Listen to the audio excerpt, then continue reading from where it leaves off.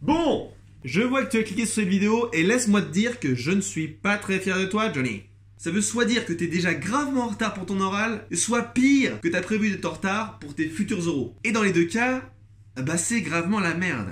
Mais aujourd'hui tu as de la chance, puisque tu es tombé en face d'un expert qui va t'expliquer une technique légendaire, mise au point par la confrérie secrète des étudiants de la PLS, afin de réussir ton oral, voire même ton année. Et tout cela en moins de 5 minutes.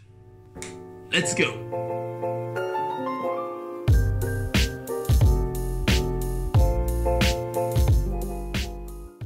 Avant même de commencer, il faut que tu saches que cette technique qu'on va évoquer ensemble comporte 6 étapes. Et ces 6 étapes doivent être impérativement respectées les unes à la suite. Donc tu prends un stylo et un papier et tu notes les 6 étapes qu'il faudra respecter dans l'ordre.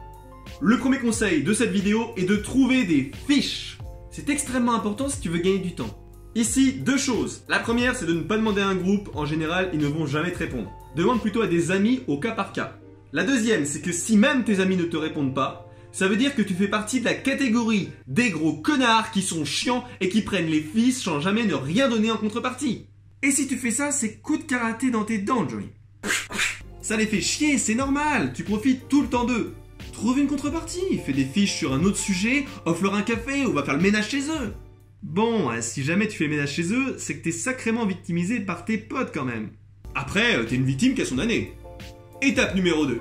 Maintenant que tu as ces magnifiques petites fiches, tu vas pouvoir les utiliser. Mais pas n'importe comment, et on rentre ici dans l'étape importante de la planification. Tu vas d'abord compter le nombre d'heures potentielles qu'il te reste à réviser. Cas d'école, imaginons qu'il soit 22h et que j'ai oral le lendemain à 10h. Comptons 1 heure afin de se préparer et de se rendre à la faculté, ainsi que 4 heures de sommeil. Conseil personnel, je recommande toujours de dormir entre 3 et 5 heures, sachant que si vous avez plusieurs examens qui s'enchaînent, il faudra vraiment récupérer en termes d'énergie. Après, si ton métabolisme te le permet, ou que tu as envie de faire le cow-boy et tu vas raconter à tout le monde que tu fais des nuits blanches pour réviser, tu fais ce que tu veux en soi. Après cette étape, pour compter le nombre d'heures qu'il te reste, tu vas compter le nombre de chapitres que tu as à réviser.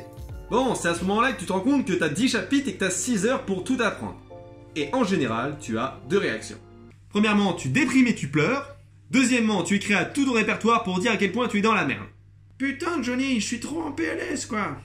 Évidemment, ça ne te sert à rien. Donc on passe au 3e point qui est très rapide. Tu dois trouver de l'énergie.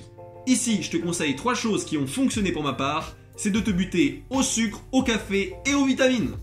Le reste, tu tentes pas, ça sert à rien, tu vas vraiment te buter pour le coup. Après, pour les fanatiques de la révision, il y a toujours l'éternel débat autour du guronzan. Très franchement, tu fais ce que tu veux, j'ai pas vraiment d'avis là-dessus. L'énergie physique, c'est bien, mais couplé avec de l'énergie mentale, c'est encore mieux. Et on arrive donc sur notre 4e point. Ne pensez pas échec, mais pensez réussite. Ne voyez pas votre oral comme un problème insurmontable, mais plutôt comme un défi qui sera vraiment plaisant à relever. Enfin, sachez que même si vous ne brillez pas à cet oral, ça n'est que du court terme. Et on en arrive déjà à notre 5e point. Pensez long terme. C'est rarement un oral d'un petit examen qui va changer drastiquement votre vie. Par contre, être bon dans tous vos prochains oraux, ça aura un impact déterminant pour votre avenir. Et comment faire cela? Eh bien, tu t'abonnes à la chaîne et on voit ça plus tard. Oui, c'était le point pub, mais bon, on est orateur, hein, faut savoir se vendre un petit peu. Enfin, 6e et dernier point, et l'un des plus cruciaux à maîtriser, arrête de perdre ton temps. Ça ne sert à rien d'aller voir 36 000 solutions. Celle-ci fonctionne, je peux te l'assurer, il faut juste suivre les points un par un. Seconde chose, tu arrêtes de dire à tout le monde que t'es dans la merde, ça ne t'aidera pas. Je vais te donner une technique de bandit. Tu te mets en mode avion pendant 1 heure et tu travailles, puis tu prends une pause de 5 minutes. Putain mec, je suis dans la merde de ouf, je vais me faire défoncer demain. Puis mode avion et on charbonne pendant 1 heure, on charbonne. Pause, mode avion, et c'est déjà le partiel. Alors t'as 2 solutions, soit t'appliques la technique, soit tu l'appliques pas, mais si tu l'appliques pas, gros coup de karaté. À la prochaine les orateurs.